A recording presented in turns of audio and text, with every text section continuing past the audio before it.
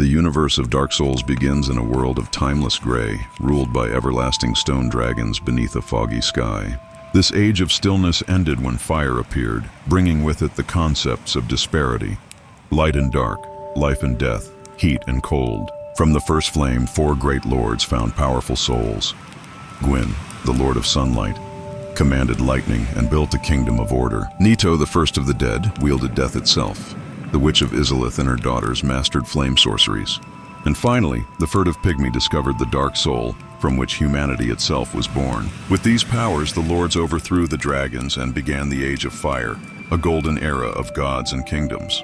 Yet fire is not eternal. As the flame waned, so too did the power of the lords. Desperate to preserve his age, Gwyn sacrificed himself, burning his soul to rekindle the flame and delaying the end. This act cursed humanity with the undead dark sign, binding them to cycles of death and hollowing.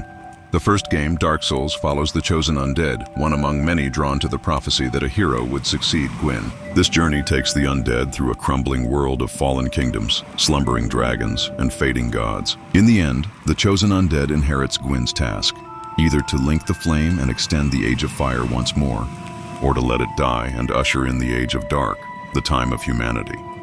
But the cycle does not end.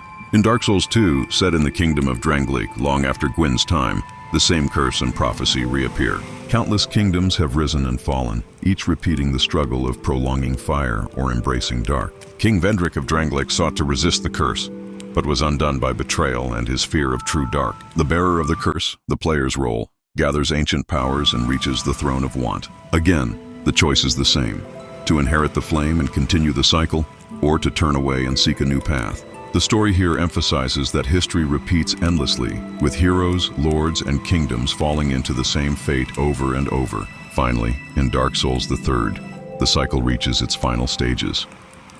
The first flame has grown so weak that it cannot be rekindled by a single lord. Instead, beings known as the Lords of Cinder, powerful figures who once linked the fire, are resurrected to sacrifice themselves again.